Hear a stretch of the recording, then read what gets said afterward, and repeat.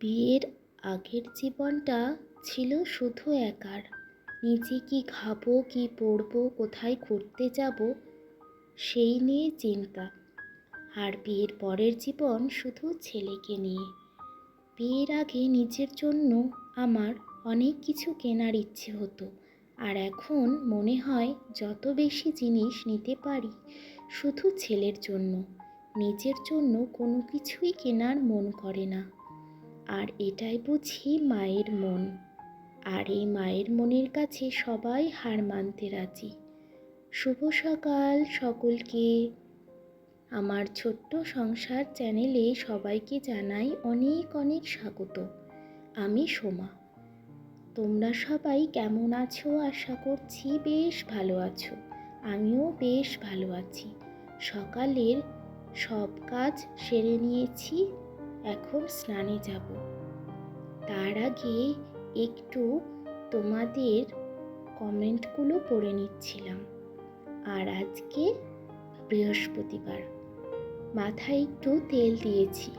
সকাল থেকে যা গরম করছে, মাথাটা ধরেছিল একদম। এখন স্নান করে চলে এসেছি ছাদে, কাপড়গুলো মেলে দেব। আজ যেহেতু বৃহস্পতিবার, কাপড় কাচার কম চেষ্টা করি, যেহেতু পুজো করতে সময় লাগে। আর অনেক কাপড় কাচলে পুজো দেরিতেই শুরু করতে পারবো, আর দেরিতে শুরু করলে শেষ তো দেরি করেই হবে। আর এখন দেখো, রোদ একদম ওঠেনি, সকাল 7টা বাজে।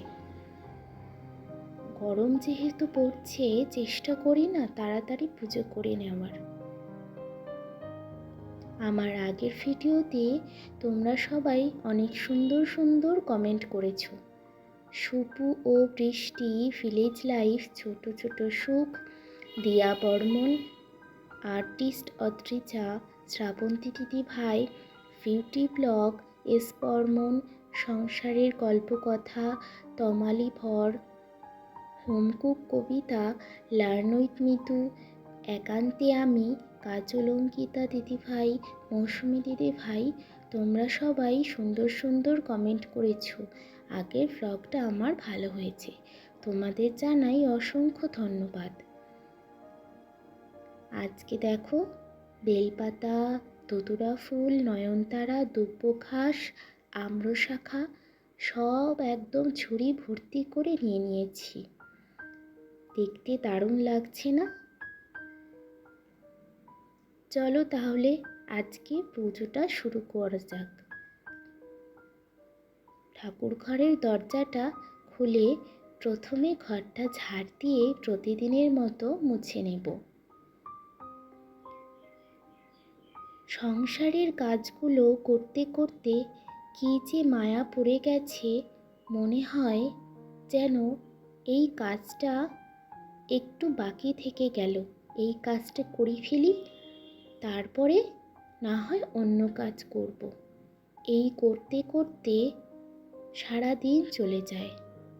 সকাল থেকে উঠে সব কাজ করি, কিন্তু সারা দিনটাই সংসারের কাজেই ব্যস্ত। আমরা গৃহিণীরা কিন্তু তাতে কোনোদিনই বিরক্তি প্রকাশ করতে পারি না। আর বিরক্তি প্রকাশ করলেও যদিও বা করি কিছুক্ষণের জন্য, তারপরে তো আমরা নিজেই চিন্তা করি যে এই সংসারটা তো আমাদেরই, বিরক্তি প্রকাশ করেই বা কি হবে, তাই না বলো? দেখো, এদিকে তোমাদের সাথে গল্প করতে করতে আমার ঠাকুর ঘরটা একদম ঝাড়া হয়ে গেছে। আর আজকে একটু ভালোভাবে ঠাকুর ঘরটা মুছতে হবে।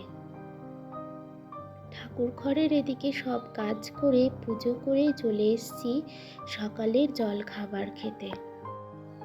আর আজকে অনেক দিন পর খেলাম চানাচুর মুড়ি, খেতে বেশ ভালো লাগছিল। আর দুপুরে রান্না করেছি পাঁচমিশালি তরকারি একটা, সাথে পুঁই শাক দিয়ে, আর ছিল ডাল, আলু সেদ্ধ। তারপর চলে এলাম তোমাদের সামনে বিকেলবেলা।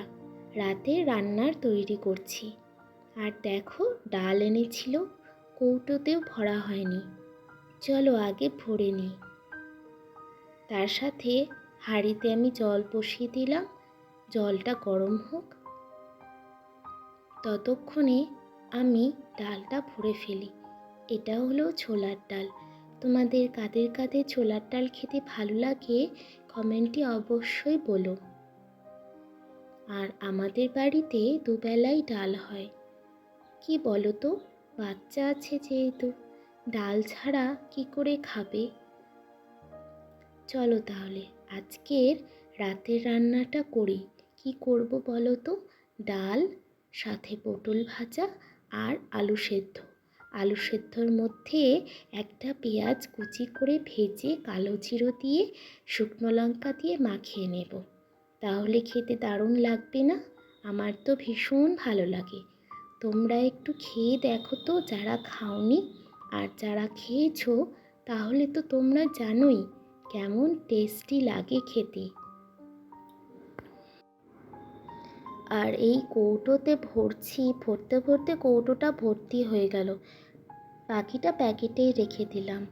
তারপরে এই কয়েকটা মুদিখানার কিছু জিনিস দরকার ছিল।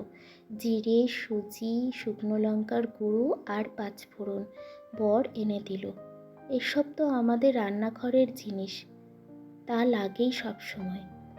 তো আজকের ভিডিওটা কেমন লাগলো কমেন্টে অবশ্যই বলো। আর ভালো লাগলে সাবস্ক্রাইব করে পাশে থেকো। আজ তাহলে আসি, তোমরা সবাই ভালো থেকো। টাটা।